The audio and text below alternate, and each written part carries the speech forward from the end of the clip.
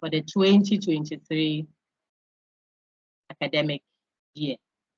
This is the second semester. It's main campus, it's Monday group. My name is Dr. Nancy Miles, Bafo GP, coordinator currently of UGRC150, Critical Thinking, Practical Reasoning, and also an instructor of the course. I'm a senior lecturer of the Department of Philosophy and Classics, School of Arts, College of Humanities of the University of Ghana. I'm glad to serve you. I would want Nweki Ishen to do us the honors. We are doing unit 9. It's on causal reasoning. Nweki, please read for us what you see, then we'll build on it. Causal reasoning. It is complete. It's a common place to seek the cause or cause of things. COVID-19, climate change, flooding, trade relationship, decline friend, etc. Again, causal, not casual. Well Arguments are also inductive, a matter of probability, not proof or certainty. Very good. Thank you so much. Samuel John, thank you, Ms. Nweki. I would want you to read the same thing again, Samuel John Brew. We have some special students amongst us, so I want to be sure they heard everything. Okay, we missed Nweki at certain portions. So Samuel, read for us. Jennifer is also on standby.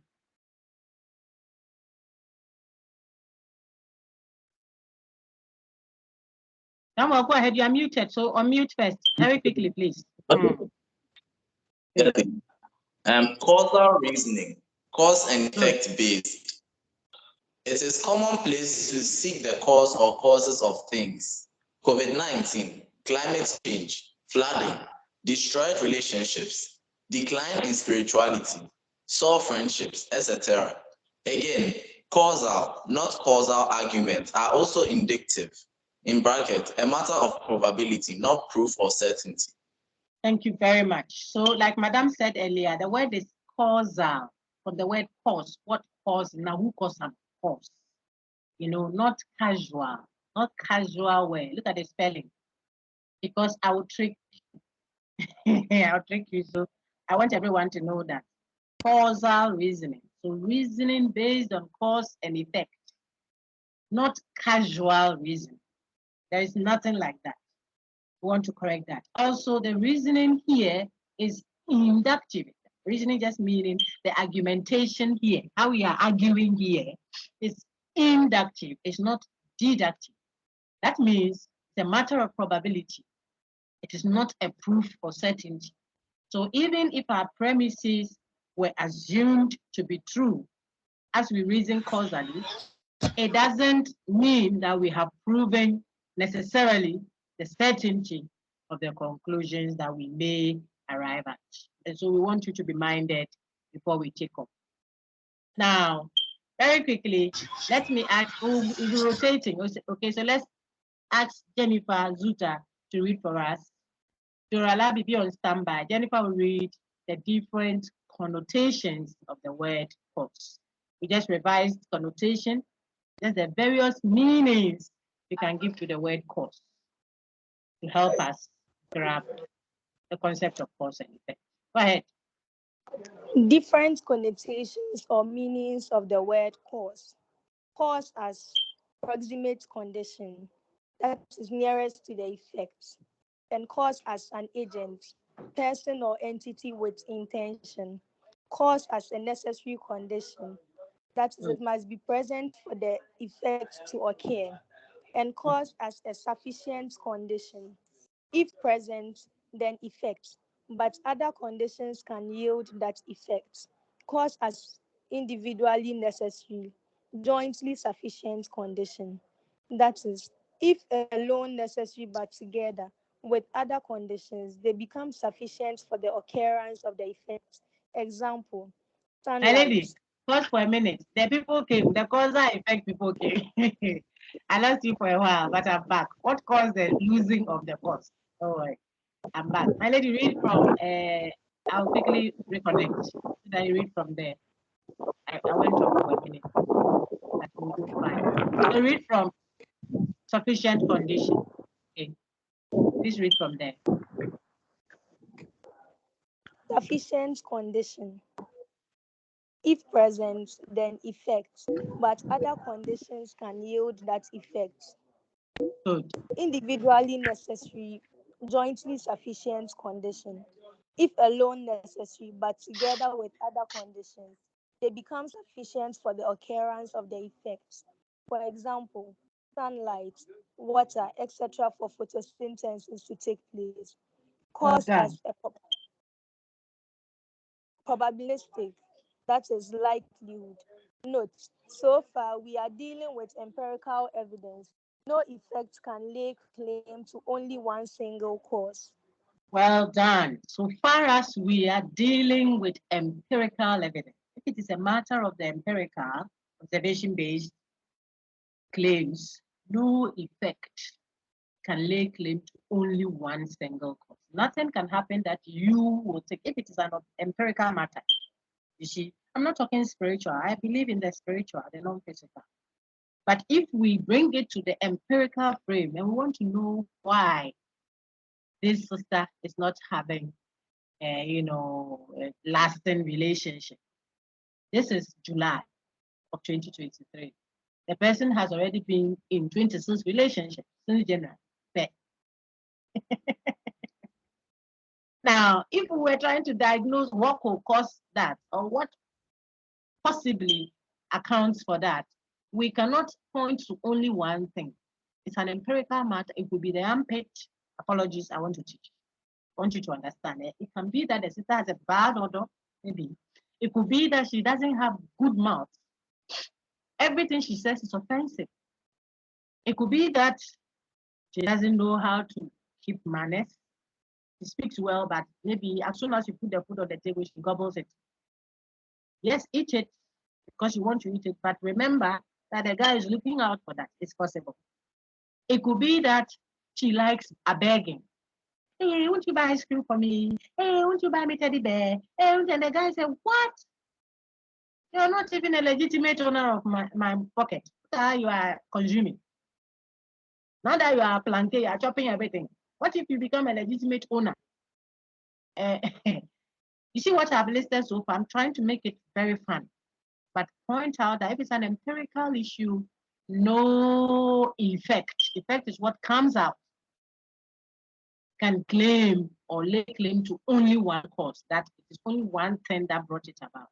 See, the physical slap you see that has landed on the brother's cheek over there, or a sister. Let me use a sister again. Sisters, don't worry. The next set of examples will go on the brothers. You just saw them at the junction there, and the way the man has landed a slap on the sister's cheek. Everybody is shocked. What is wrong with this guy? Is he crazy or something? You shouldn't say that it is just the thing the sister said, oh, that he gave the slap. Maybe this brother is already a hungry man from home. His own wife is beating him at home. He cannot fight.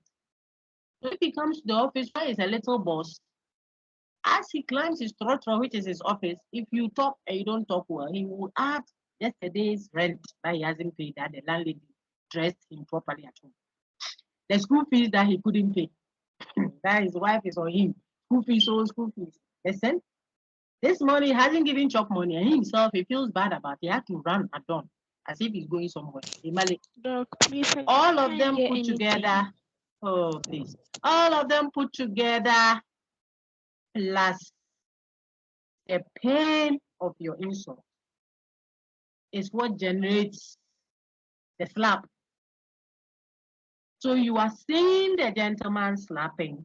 If you just confuse or think that the slap coming from the brother to the sister is as a result of what the sister said alone, you may be overlooking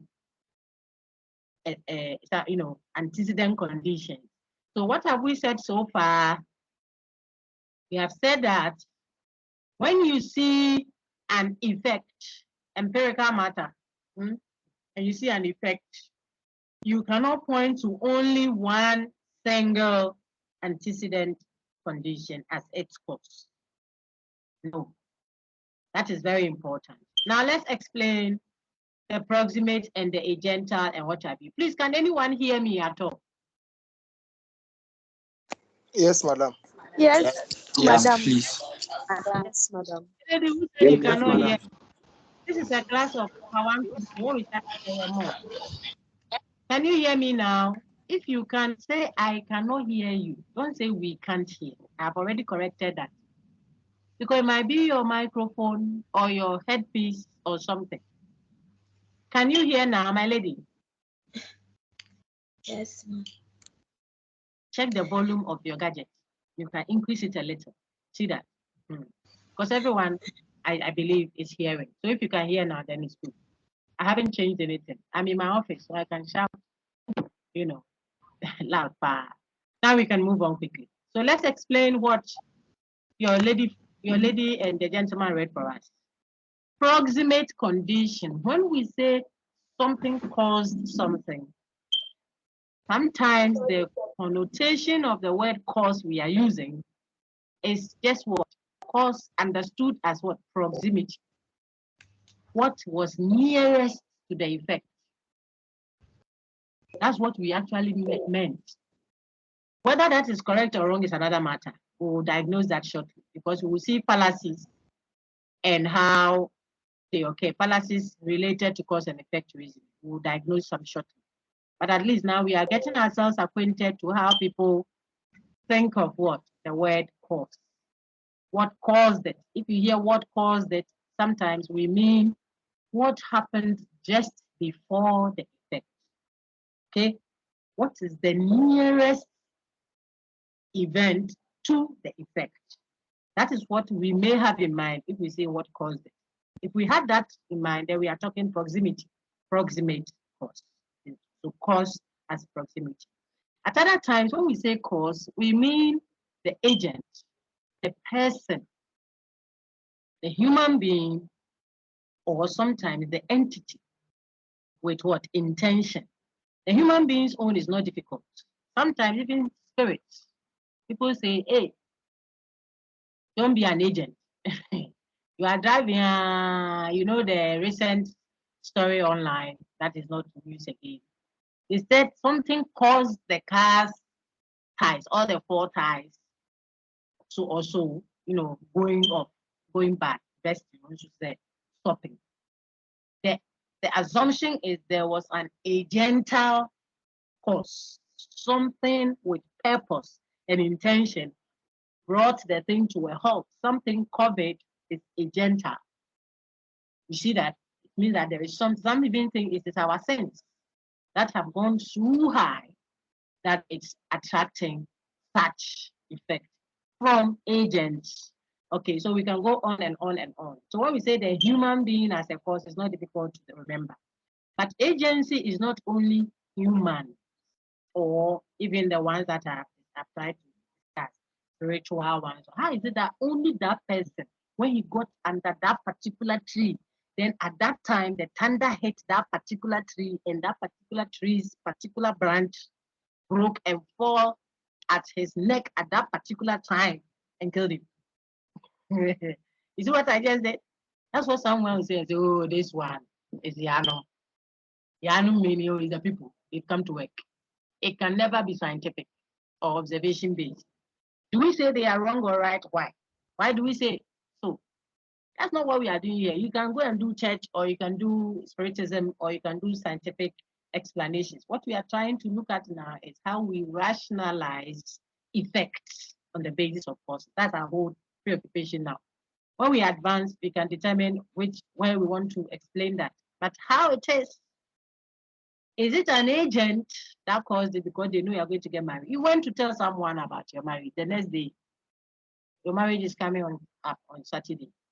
The next day, there are rashes all over your body. It could be that you ate some allergy, food you're allergic to. But it could also be that Yanum went to work. So what? So agency may be a person, a being, but also what? An entity, like University of Ghana can sack someone.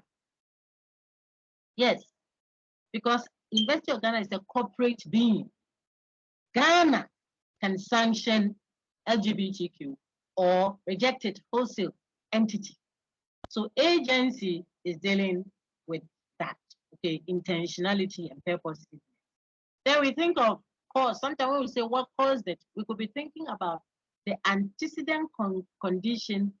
Antecedent means what came before, but that thing that came before is a necessity. Listen, that's the third one. Necessary condition. Where is it? I've increased it a bit so you can see. A condition that must be present if the effect can occur at all. That's what we mean when we say it was a necessary cause. It must be present. Must is the key word. That is italics. I put that in italics, italicized. It must be present if we want the effect to occur. That means without that antecedent condition, the effect could not have occurred. And to remember, the effect cannot come. So we will call that a necessary condition. I use this example often. I think it helps students. So let me see if I will use same. Those of you who are football inclined, you have some knowledge about the normal FIFA football, not American football. I don't know much of that. But the one that we play with two teams and then a referee in the middle, you play with your legs, don't run and hit the goal left, right, center. Okay, now for that one where Messi plays and Asamoah also plays, if you want to score a goal, brothers and sisters in the Lord, the full circumference of the ball must cross the goal line. The full circumference of the ball.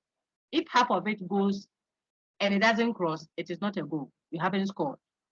If you like dribble from start to finish, we'll clap for you. It doesn't constitute a goal. The necessity, you see, what must be present for us to have the effect called a goal is the full circumference of the ball must cross over the goal line. The goal line is where the goalkeeper is standing, that line on the whatever, on the pitch there, the line between the posts. Or it can go across the goal post, the top there. Ladies, those who don't follow football, I say follow it too, otherwise the brothers will leave you at home and go and watch it outside. If you can follow, then they'll watch with you at home. So let the full circumference of the ball cross over. If it doesn't, you haven't scored a goal. It must. Now some would dribble. We are happy you have dribbled, but it doesn't score a goal. Now goal na mafife. It is goal we are looking for. So you may not dribble, don't worry. Just play your shot and let it enter the net. Boring match must score. We will still carry the cup or carry the day as winners. That's the necessity, what must be present for the effect. So a necessary condition in this instance for scoring a goal is for what? The full circumference of the ball crossing the goal post. Now the annoying thing is when you turn into your own goal post and play the ball across. When your opponent's pole is over there, you can't see that one. And you turn and you score your own, you let the ball cross your own goal line, it will still count as a goal for the opponent. Can you imagine? So don't go tackling. That's not what we are looking for. Tackle with wisdom, of course, and pull the ball, but let it go straight into. Some people don't play the ball. They are playing human legs from start to finish. Like we are doing wrestling. The necessity, we won't forget this example. Necessary condition for scoring a goal is the ball crossing over the goal line. That's necessity. How about sufficiency? So I'm moving, still giving you an understanding of the various connotations of the word cause. A sufficient condition is not necessarily called a necessary condition. They are not the same. If we're doing some philosophy, I would have showed you antecedent and consequence. And I would have used them one or two, but it doesn't matter. You've seen modus ponens already. The antecedent position is a sufficient condition. The consequent position is a necessary one. It follows the antecedent necessarily. But don't worry. Let's use something else that you can easily grab. Suppose you came home from the office and found your kitchen or let's use your room, your hostel. I mean, your particular room there, you found flies all over. I mean, the big one, you don't burn it, you know, you enter your corner there in your maybe your shared room. There are two of you maybe sharing that hostel. Fine, sisters, keep your place neat. But when you entered, you find flies all over your bed. There are two possible, I say two. I mean, you can say, did someone come and sit on this my bed with, excuse my language, it's lunchtime, but I have to teach. I beg you. Did someone mess up? Apologies, and sit on my bed? Because you know what can bring flies there. One of the conditions is perhaps someone stepped into an unpleasant friend along the way, the bush there, and came to remove the shoe under the bed and went to sleep upstairs. And that can draw flies into them. That's a sufficient condition. It's enough to bring flies, but it's not the only one. Because it could have also been that someone caught fresh fish, and because he or she doesn't want it to go, you know, public and people come pick one, I want one, look, can you give me one peck? Before you know it's finished. She's covered it nicely, but pushed it under the bed and left in the hope that in the afternoon she'll come and fry it. Fresh fish can also bring the flies. Just as the thing you stepped in, I don't want to talk about it, on your way upstairs from the bush there. You could have stepped into something, or it could be mango, a fruit, nice designer mango can bring flies, brothers and sisters in the law. You eat it and you left droplets of the mango juice, all ripened, all nice, all juicy. You squeeze it nicely. You ate and left the peels with some drops of the juice at the corner there, on the floor there. You don't know where flies will come from. They will not only visit you, but they will invade your territory. Look at what I have just narrated. These are sufficient conditions for bringing flies. That simply means if that condition is there, like what? If there's fresh fish cut in your room there, it can bring about the flies, but it is not the only thing. It's not a necessity. I may not have brought a fresh fish into the room, see, but there can still be flies because something else can bring about the flies. So sufficiency means it is a condition that if it is present, then the effect will come. But if I see the effect, I shouldn't necessarily say that that condition is there because some other thing could have brought about the effect. Let's put some flesh to it now, a bit more scientific. Look, perhaps if I take in too much salt, I could get a heart attack because of hypertension, or hypertension, not heart attack. I can get a hypertension around my chest area. So you see that when you check my whatever, my BP, it might go up because I eat too much salt and I've been possibly cautioned against that.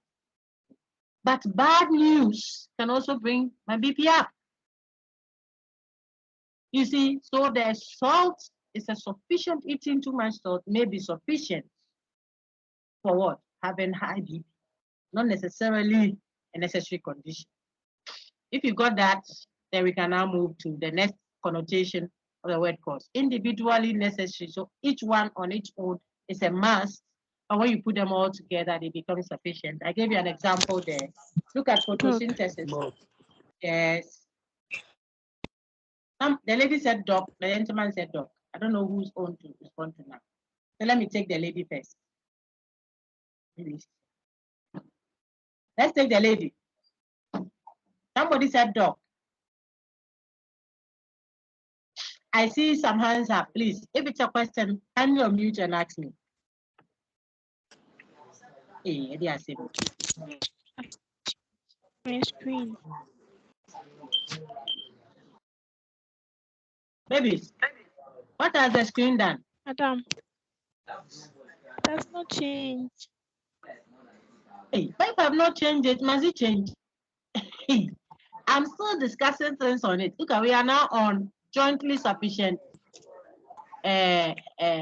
individually necessary joint is still there. That is what we are discussing. So should I change the screen by force? Let me change it.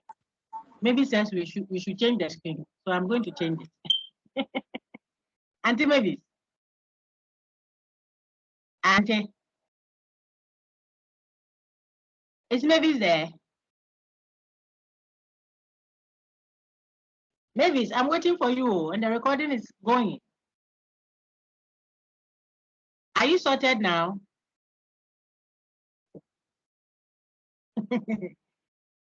Hey. Are you sorted?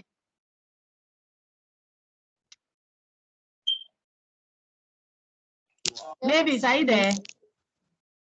We haven't moved the slide. That's why it's there. Yes, please. I'm explaining what is there. So you follow what is on the screen. You see that we haven't moved. The gentleman too. Let me take the gentleman so that I don't brush you aside. Because you may have a concern that I have to help you address. That's why I pause. I have time for you. Let me hear from the brother, unless his is sorted. Okay, so we move on. I was explaining that individually necessary and yet jointly sufficient. What type of connotation of cause is that? We are talking about something causing another, and that sense of cause we are referring to is where that thing is a component, they're a collection of things. Each one of them must be present, must. That's why it's necessary, each one. And yet when you put all of them together, they become enough grounds to bring about the effect. For example, I put a photosynthesis one day. If you plants want to prepare their own food, they need some water. It's a need, necessity. They need sunlight. Think about human beings.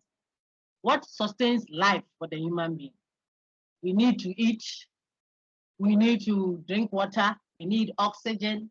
So each one of them is a need, a necessity to give rise to what? Sustenance, human life. Okay? And yet when we put all of them together, they become enough, sufficient. That's what we mean. So that's an instance. And then probabilistic cause. Sometimes when we say cause, we are talking about probability, the chances, the degree of, hey, what caused this slap?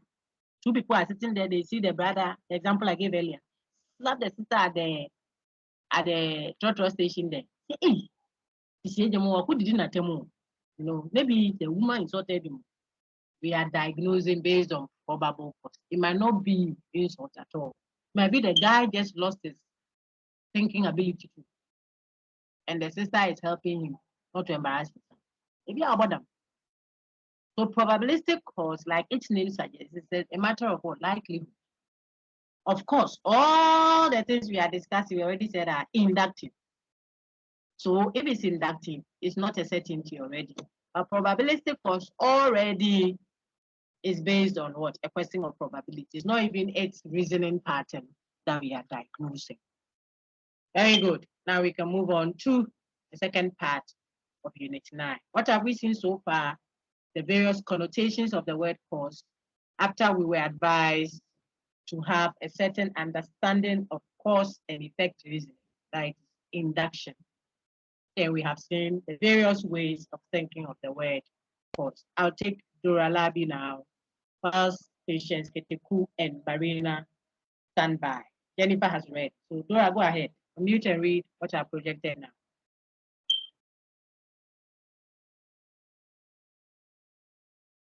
You are muted, my lady, so you have to unmute very quickly. Else I take. Okay, Miles, go ahead.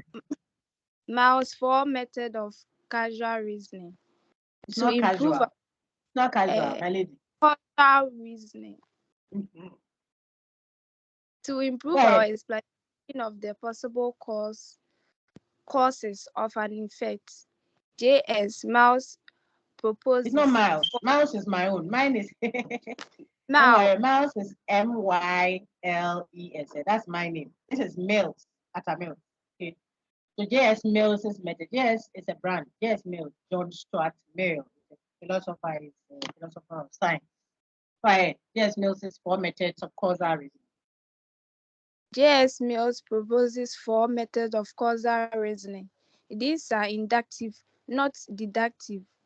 1. 1. Method of agreement. Thus, if in series of tests, wherever the suspected cause is present, the effect is also present. 2. The method of difference. Thus, if in the series of tests, the effect occurred only where the suspected cause is present. 3. Joint method of argument and difference, where you compare the agreeing sets with the differing sets and that still points to the suspected cause. Very good. The fourth one.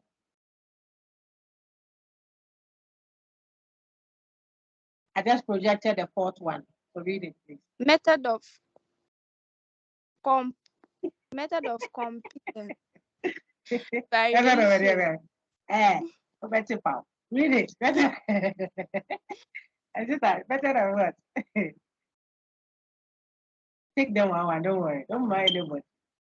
Better than what? Continue. Concomitant variation. Okay, don't let it scare you. Just break them down. What has it done? Read that one too. That Method is of concomitant variation. well done. Thus, if in the series of tests, the suspected effect varies, increases or decreases, wherever the cause is varied, increase or decrease. Think of how you detect suspected skin or food allergies. Well done. That was well read. Okay. So we will now go back. Maybe don't sleep. I'm going back to say exactly what is there, but put flesh to it so that you can understand. Yes, Mills's 4 methods of causal reasoning. This is a fine philosopher of science. He does a lot of things. He does some ethics as well. So you find him, in various areas of philosophical thinking, reflection. And he says, look, we can diagnose and explain. That's why I put explanation in blue. It's just a way of explaining what could have possibly caused it. It's never to think that you know what certainly caused it. Because certainty, when you read the textbook, you will see what some other philosophers have said about certainty. How do you ever establish with certainty what really caused something? What really caused it? Reality. Are you God? So the posture is a scientific explanation of what the possible cause is. It's just the way we are able to diagnose. So when you go to the hospital, what the doctor does is a diagnosis of the possible cause of the effect he's seeing there. The doctor is not giving you certainty. Like no one would die at the hospital. It's an informed diagnosis based on what the doctor hears from you, stipulates, thinks through, assumes. Of course, it is an informed one. So it is better than staying at home and don't try your luck. See that? But it is not a certainty either. So sometimes you go, they put you on some antibiotics. After a while, they say, okay, maybe let's try antifungal and see. Okay, no, if this is not helping, let's try the yellow. Why?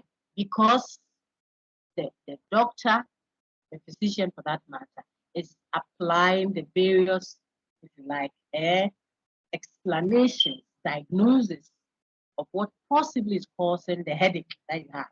What could possibly be causing the anemia? Is it the eating habit? Or it could be that you have a condition that we haven't tested. Let's go into the sickle cell thing and check. The person is a carrier. Let's go inside, do the electrophoresis. Let's see what is inside. They check, oh, it's SS. It's the nature of their cells. Okay, then we have to put him or her on this medication and stuff like that. It is all based on what? Such analysis and others. J.S. Mill says, therefore, if we have an effect, there are 4 possible ways of diagnosing what could have caused, for example, a food infection at that water joint that recently, apparently, I think killed someone. So, and the people wanted to point to the water woman. That's one of the women said, look, hold on, this food, the whole family, that's what we eat. As soon as they finish cooking, we are the first people to eat before we all go to our work and come. We are not dead. He was applying one of the methods. And so let's see what it is that J.S. Mills proposes. One of the methods I said for explaining the possible causes of things. I will say it again. If you think of it as a certainty, and then you say, but doc, it could have been this, I'll refer you to what I said. Just a way of helping you investigate further. Okay. So method of agreement says what? Let's go to some examples I put in the slide for you. See this one on your screen. Suppose we went out. There are 4 of us. I'm explaining the method of agreement. What agrees? If you look at other slides, you see common thread. It's the same thing. It's describing the same method. Common thread, something that is common. It agrees in all the instances. That's all. As simple as that. So there are 4 of us. How do you know there are 4 instances? Look on the screen. Nancy's meal. So I'm number 1 there. Then maybe I went out with the 3 of them. Let me go to the screen as usual and find names. So let's say I took Brian, Patience, Mavis, and Barina out. So if I'm included, there will be, okay, 4. So I took Brian, I took Mavis, I took Patience. Barina, the next trip we'll go together. We went, there are 4 of us. When we went out, I said, everybody order for what you want. Feel free. We are explaining the method of agreement. I don't want anyone, perfect, that's it. Thank you so much. I don't want anyone getting distracted. The examples are only to help you connect easily and get what I'm communicating, okay? So when we went, I took, so I'm number 1 on the list. I took rice, I took some fish, fresh vegetables, juice, and cream. The typical fancy thing. Mommy, fancy. So I went to do myself a some rice, some fish, fresh vegetables, juice, but I asked for cream. So let's think of this cream perhaps as ice cream. It was part of my package. But the other one, so Brian took yam, fish, sauce, water, but he also took ice cream. Patience says, me there, I like it local. Give me fufu, live soup. Give me the thigh of a chicken. When you finish, put the ice cream by the side. She also collected it. Then my friend, the last one, had just finished with her fasting. So she took bread, porridge, some granules, just to break the fast. But asked for ice cream also. So 4 different meals. I'm explaining the method of agreement. Our meals, however, are different, but something is common to every meal, common thread, what agrees. From Nancy to the last person, we all have cream in our meals, even though the other meals are different. That's what we are trying to show. Now, when we went to the room from the lunch, we went into our room to rest a little. Maybe it's a conference or something. Everybody started running. You see the effect, this running, you know what I mean. Not your 2-legged run. But it's lunchtime, so I want to be a bit decorous. See, everybody's looking for tissue. Please, you have tissue. You're not trying to be designer. But as one, I go to the next one, bro, keep flashing. What is happening? We are running. If you were there, yes, and we didn't give you any of our meals, we're doing class, your immediate suspicion will be, this thing that you are running, I suspect the cream. Why? Because we took different meals. It can't be the fish. 2 people took fish, but 3 and 4 didn't take fish, yet they are running. So it can't be the fish that 1 and 2 took. I follow. We may all have taken something else that is underneath. But what we know that we have taken, take note, that we can explain. If you went to sit by the doctor will say, what did you before eat? Oh, me, I ate yam. And this one, I ate fufu. So it's porridge. This one says, they say, you had different meals. Didn't you eat any other thing? Yeah, I took ice cream. I also took ice cream. Miss me ice cream. Our first suspicion will be what? The cream. How did we arrive at that? It's just what we do. It's not counterintuitive. In fact, that's how we think intuitively. We all suspect the cream first, because that is what is common. That's the common thread. That's what agrees. That is what agrees in all the antecedent conditions. And the effect is also common to all. And that is why by the method of agreement, we suspect the cream. I heard someone talking. Was the person addressing me or was talking to someone there? If it's a question, Please ask. Unmute and ask. If not, then I continue the method of difference which your friend read. Nice. Now for method of difference, that's my slide number 7. Watch. Almost done. What does it say? 2 persons. Again, we could have done 4, but I want you to see clearly the method of difference so you don't confuse it with the joint method, which we'll do next. So as for method of difference, see the effect. Everyone look at the effect first. The effect is different.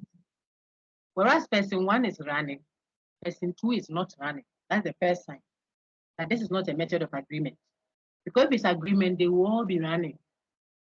Then you'll be tempted to go and find what they share in common among their different meals. See that? Then what they share in common will now be the suspected cause. And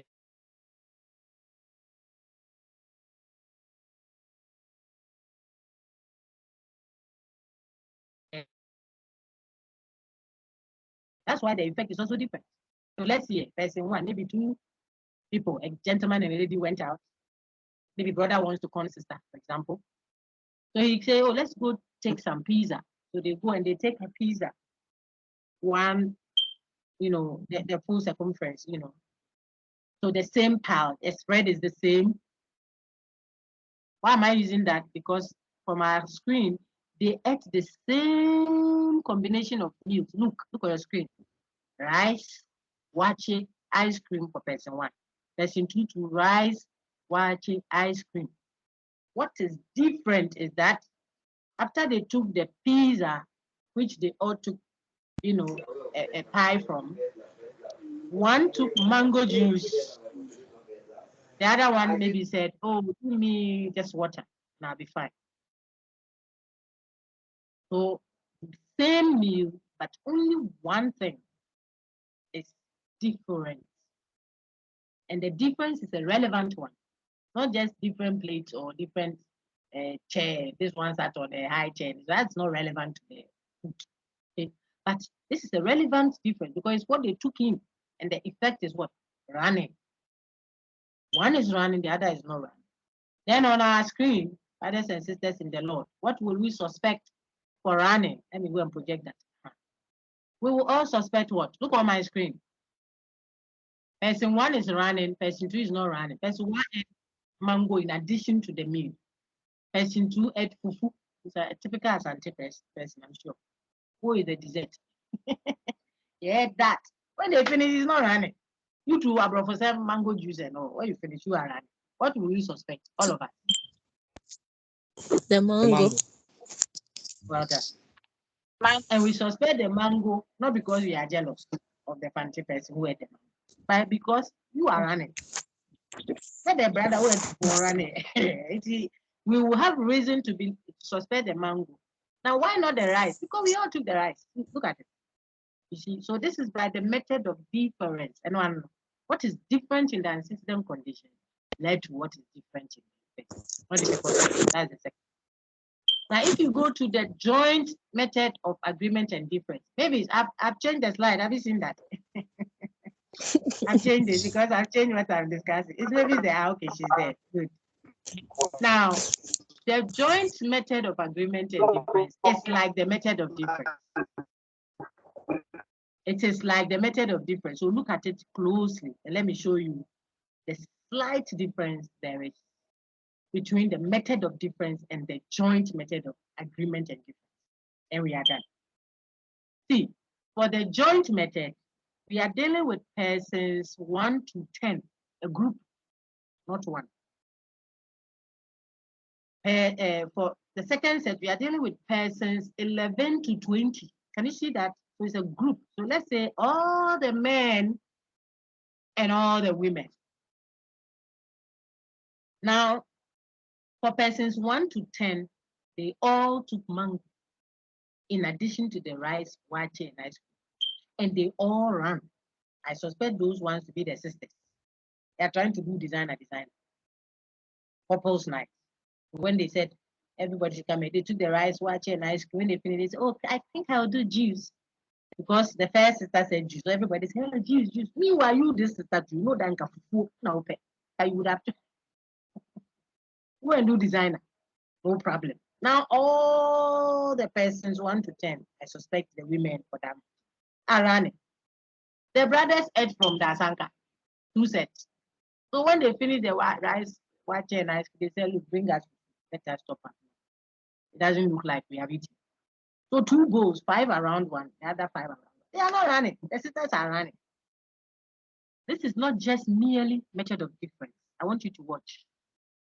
Because if it's different, it's not so strong. This is a joint method. Wherever mango was found, running occurred. And wherever mango was not found, running did not occur. It wasn't just one instance.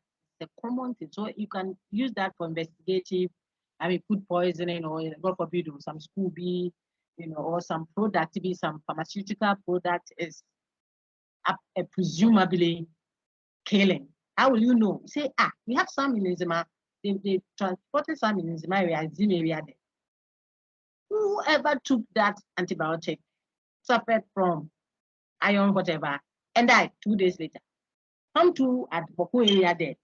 The same drug, when he went there to do what you are doing, applying the method of agreement and difference put together. So wherever the drug was found, the effect occurred. And it's not just one instance.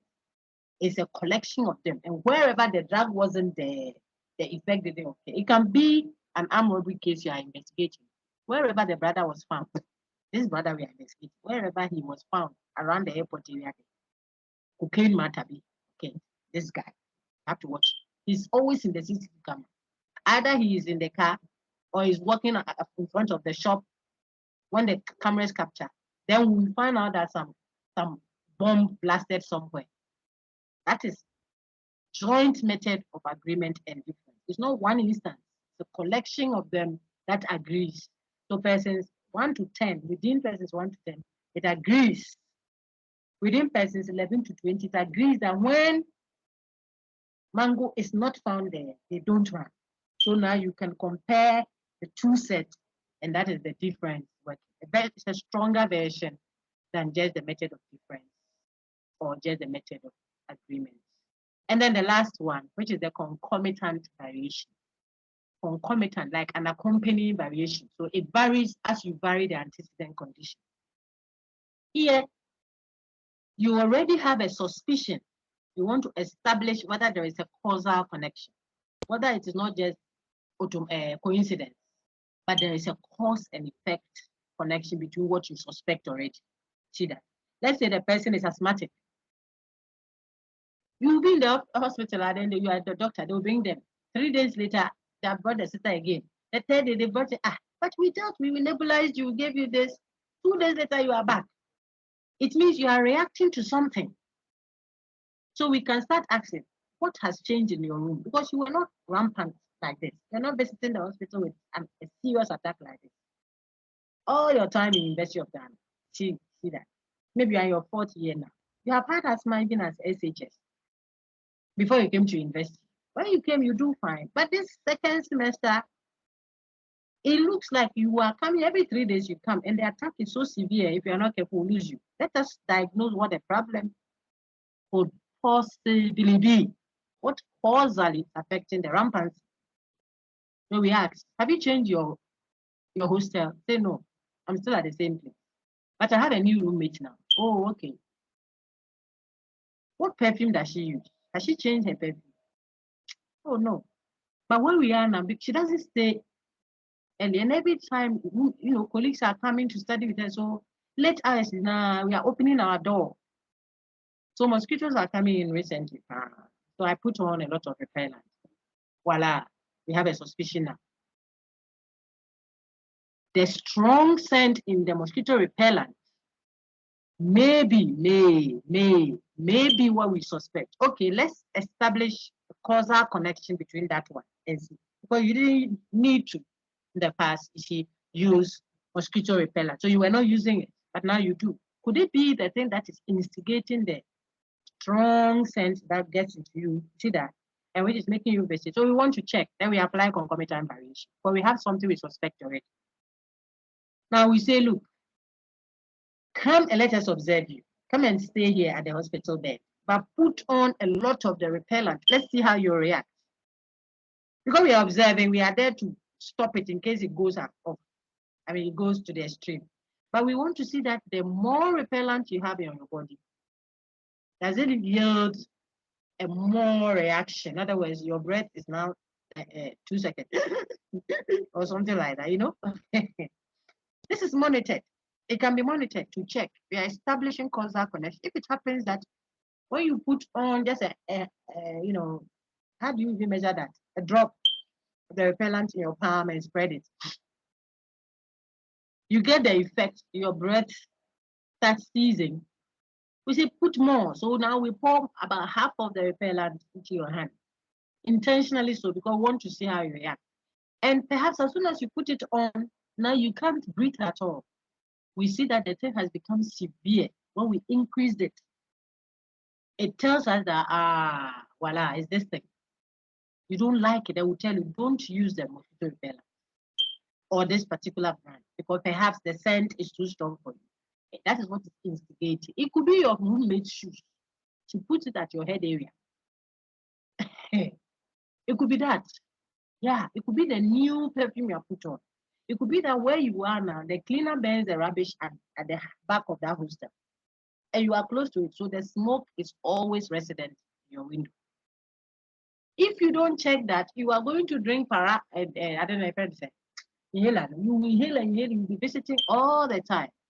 But if we are able to diagnose, we are able to intervene and then at least manage the attacks. Okay, so concomitant variation varies. Vary means alters, add to it or reduce it to see if it will lead to an addition or reduction of the effect. That's all. So if it's an allergy we are trying to establish, whatever we think we've eaten that is giving that skin rash, and we are not exactly, you know, how do I even say it? We don't know if we can attribute it to that effect. See that? We make you take in a bit more of it. So it can be oyster that you took other day, or snail. I mean, the seafood, you know that often people react to it. Some don't eat okra. So they will say, could it be the seafood? I ate some oyster yesterday. Could it be the reason why I have these rashes on my skin overnight like that? We don't know. We can't tell. What do? Take in more and let's see how it reacts. If you took in more, for example, in the next day, the thing is all over your body. We have established causal connection one. We will say, okay, don't take for the next 3-4 days. Let's see if it will reduce. And then you don't, and for some time, you see that gradually goes. I had a roommate when I was undergrad. She takes in something, she will have a swelling all over her face, swells up like a balloon that has been blown. It's crazy, eh? She can scare you in the room if she wanted to. She will just take, I don't remember what exactly it was, but I knew about the swelling. She will swell up overnight. So she can do that to make you all get worried if she wanted to. I don't remember if she ever did that. But if I knew that I can have that effect, and I know it won't kill me, it's really just an allergy reaction. I didn't have an allergy if I can't sit up. I take in, say it's milk, I'll take it in, and by the time you come, I'm all swollen, and I say, if you don't give me an A, I will best on you, you know, something like that. And the person will give you an A. When you go and drain the milk out. It's concomitant variation. You can establish causal connection by either increasing it a little or decreasing it. And that should end the J.S. Mills's causal methods. Any question? I've done all the talking, but these are quite technicalities that are not difficult. You have to get the concept proper. Okay, if there's no question, then I take patience. Now, patience, you do the reading of the last part of Unit 9. And Karina will do as the order. Go ahead, patience. Causal fallacies. Errors in cause and effect reasoning. Hold on, my dear. I want to know if the noise is coming from your end. Patience. Hold on. I'm having a feedback. Okay, just a minute. Marina, read it. Let me see. I suspect that it's from patience. Irene, are you there? Yes, I am. Please go ahead. Read what you see on your screen and let me see. Causal fallacies. Errors Okay. in cause and effect reasoning. Please go ahead. I think it's better. Yeah. We'll let patients read the final slide. Go ahead. Post hoc, ego propter hoc. After Well this, done. Hell. You know the class. It's of class. this, Huh? that just because something happened just before Marina, another. is that your Chachiko over there? Yeah. Hey, Chachiko, that I can hear you, man. Oh, it's Chris. Chris, please. Chris, pa. Oh, dear, Jomo. That's how we. My dear, go ahead. I just disabled Chris. Go ahead. Post hoc, ego propter hoc. After this, therefore, because of this. If you conclude that just because something happened just before another, then it caused it. See how proximate cause could fall easily into this trap. Very good. Confusing cause with it. There is I an hope everyone can established see cause. that. Hold on, my dear. Everyone can see how we can commit the fallacy. Fallacy just means error. We are making a mistake in the way we are reasoning causally. We can commit that fallacy called post hoc ego propter hoc if we diagnose or think of cause only in terms of proximity. When I was helping you understand different connotations of the word cause, I showed you how someone could think of cause as as proximity, and I said that could generate a fallacy. There we are now. Post hoc ego propter hoc. It's a fallacy. What is that fallacy? You say it happened after it, so you say it caused it. As soon as this woman entered the room, you see that the lights are on. This woman has come to switch off the light. You know, some people say that. So look at my own. I gave my little girl this thing happened. I think it was the boy or the girl. I don't remember. But one of them. On your screen now, I'm projecting an example of a post hoc ego propter hoc fallacy. As soon as I spanked baby Ella, Asamoah Gyan scored the penalty for Ghana. So whenever the Black Stars need to score a penalty, Ella told me to dread. You know, I will spank her. I mean, when you reason this way, you are committing a fallacy called post hoc ego propter hoc. When I saw grandma before going for the visa, they didn't give me. A woman said, you know, be good, post hoc ego propter hoc. I'm not talking about whether it's really there or not, but what is the connection? Maybe grandma to know something, maybe she doesn't. You see, so when you say it happened just before it, so it caused it, then we say you have committed that fallacy. Okay, very good. Remember, so that you don't make a mistake. Now, my lady, the second one. Confusing cause with effect. There is an established causal connection, but in your reasoning, you replace the supposed cause with the supposed effect. Very good. So cause is what brings about the effect. One is the mother, one is the baby. The cause is supposed to be the mother. The effect is the baby. So it is the mother that brings about the effect, the baby. Now, if you turn it upside down and make it look as if the effect rather brings about the cause, sometimes it is in the way you are reasoning. Then we say you are confusing cause with effect. Let's look at an example. When people have COVID-19 infection, that is when they sneeze and cough. So look at this person speaking. He says, me, I don't want to get COVID-19. So I have stopped coughing or sneezing. I'm not going to cough or sneeze for the rest of my life. Matter. I drink. It is the cause that brings about the effect. If you have COVID, then you will cough and sneeze. It's not if you cough and sneeze, then you will get COVID. Let's use the cholera one. I'm sure that one will be home. If people have cholera, then, excuse me, they will and vomit. Okay. Now, if you say, I don't want to get cholera, so I am not going to visit the loo for the rest of my life, and I'm not going to vomit. You are confusing cause effect. Simplicity. I'm sure that you got that one also. It's a fallacy in the way you are reasoning causal. And yeah, the third one. Confusing correlation for causal connection. causal connection. The fact Good. that two things happen at the same time does not necessarily suggest that one brought about the other.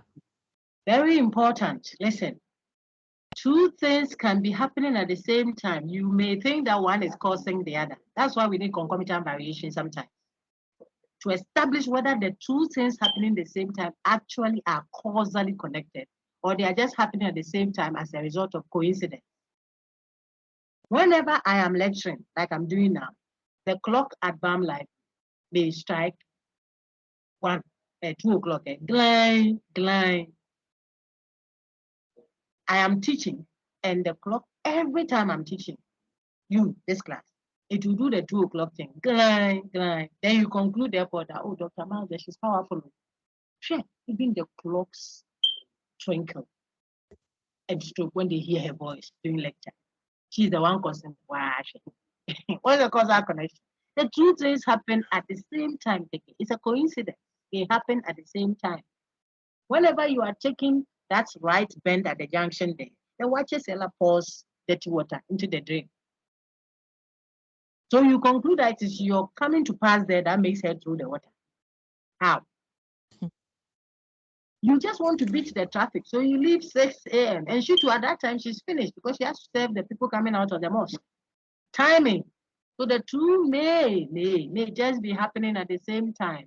If you confuse the fact that two things happen at the same time to mean that one caused the other, that's when we say you may be causing or committing the fallacy for confusing a correlation. They correlate to mean that they are causally connected.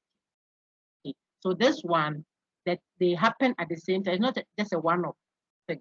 You can see a sequence of it. Whenever this man is passing, this thing is this. And so you conclude that they cause one another, when they may not be causally connected at all. An instance is what I've given you, and that one, I was able to say it off my head. Since this semester's lectures began, whenever Dr. Miles is ending her lecture, the clock strikes 1 p.m. She must be powerful because she moves even the clock. It's not powerful anything, it's coincidence. The two happened at the same time. Until two more, and we are done.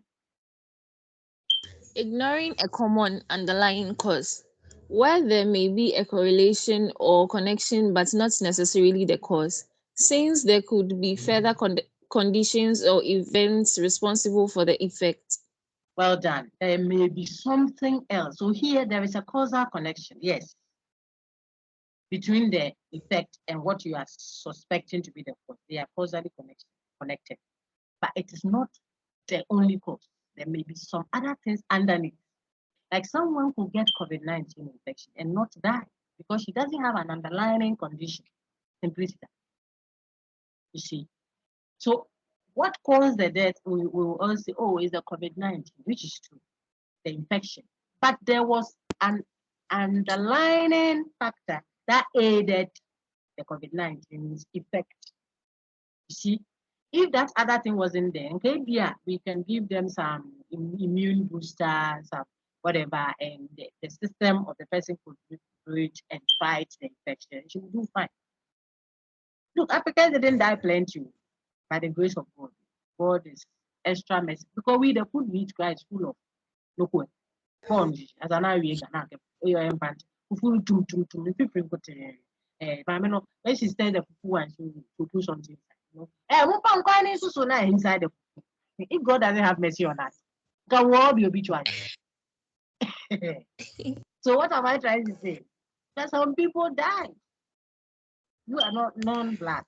The effect is as a result of, and look at the weather there. The weather itself will be conducive to the thriving of the COVID-19, whatever, as I know it, okay, as I heard it.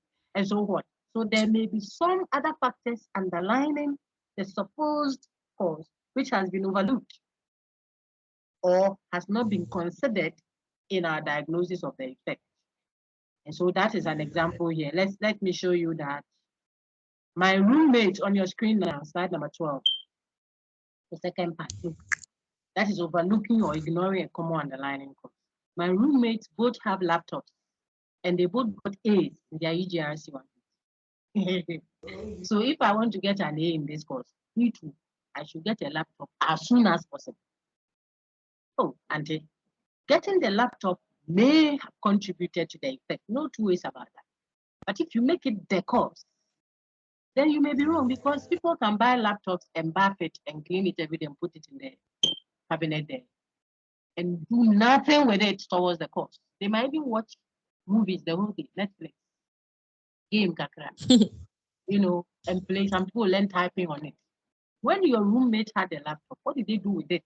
That is part of the underlying cause of the effect, which you may be ignoring. You see that? So we are saying that here there is a causal connection between the suspected cause and the effect, but you may be overlooking something else. You know why we are giving you all this? You are a critical mind. Before you, as a psychologist, for example, maybe you are doing psycho, before you diagnose the problem supposedly that the couple have, or the thief who has been arrested had, or the person who went through rape had, can you look around and see the possible reasons why he or she has all these effects, or is exhibiting certain effects? It might be a post hoc ergo propter hoc. It might be there is an underlying factor that hasn't been considered. It might be it's just a correlation. You need it for psychosocial information studies, botany, biological science, whatever. Don't think that it is for only the medical. And then the very last, the genetic fallacy. Genetic fallacy. Accepting or rejecting a view because of antecedent conditions like when and where it originated from. Its genesis. That's it. Its genesis. Because of its antecedent. It came from here, so it's good. Oh, it's a China product. Don't buy it. Sir, your mind is small if you have that thing. Oh, this one came from America, so it's very good. Who told you? This is Italiano. The shoe is Italiano, so that one is from Kumasi. It doesn't add or subtract anything. Give us the merit. We'll go back to genetic fallacy when we're doing formal fallacy. God will next week. The genesis of something does not matter. The origin doesn't matter. It's an African. Forget it, sir. No. Deal with the matter by its merit, not its source or its origin. Because something can come from somewhere and maybe an expired product, or someone may be sabotaging someone, or there might be a genuine miscalculation, mislabeling. So you are interested in the quality of the thing for its sake, not its origin. So you don't accept or reject because of where it came from. That's the final example I'll give you to end the slide. Sister, please read the genetic fallacy for me. I'm tired. The example. Yes, please. Okay, the example of causal fallacies. Genetic fallacy. The theory that we are expected to memorize is the most recent received view, proposed by an American Nobel Prize physicist who worked with the greatest nuclear physicists at the best laboratories in the world during the 1960s. So the theory must be true. Wow, look at this. Well, look at this. If this person is making decisions for us, whether at church or as a nation or as a department or whatever, put it, whatever is important to you, we are in trouble. Because the person's brain and now they are already administration. Look at your thinking. It must be true. The whole expertise of scientific research said the earth is in the center of the universe. It was false. Not for 1 year or 2 years or 10 years or 50 years. Hundreds of years, if not thousands. The geocentric view was held to be true. So if you use just the general, it was the doctor that said it, so the doctor can be wrong. Let us know why. You see that? In fact, sometimes it's not so annoying if the person is an authority in the field. We'll look at informal fallacies next week, so you see what I'm saying. Then sometimes you feel that, well, he was an authority, that's why I accepted. But sometimes the person is not even an authority in the field in question. That's the one that is so annoying. So Nancy is an authority of a kind in critical thinking, if you like. So you say that we are watching theater, a movie. So I should be able to tell whether the actors are doing it well. Am I a theater expert? Theater art expert? No. So you can't appeal to someone who is an authority in one field to come and ground something in another field. It's so illegitimate. It's a fallacy. Call it out. But here, sometimes even the person is an authority, no problem. But it's still, if all the reason you are giving is because of the origin of something, oh, this educational system there is from this so and so place, therefore it must work here, therefore it's quality. What about the functionality? What about its fit into the local space? You have to query that and wisely appropriate what is valuable in the other that fits your home. Look at our climate, look at our communal setting, look at our posturing towards giving and receiving, and let us pick if it is a political, system, if it is a religious system, let's pick that which fits into our home. The valuable in other person's home that fits into your home. Look at the size of your leg and the nature of your grounds. You want to wear high heels? What about your fine ahenema? Perhaps if you were thinking that we're not just importing and exporting because of its genesis, we will have a better deal. Thank you so much. That was the end of our unit 9. I believe we had a good time. Let me end it quickly and then I'll give 2 minutes to mop up, just in case someone has a question. We are done with unit 9. What we did last week was unit 7. We don't need unit 8. We will not be examined on that. The next week's final discussion in the course is on unit 10, which we plan to do in 2 weeks. Unless you come prepared and we're able to do all, then we have informal classes. Any questions? Let me take them.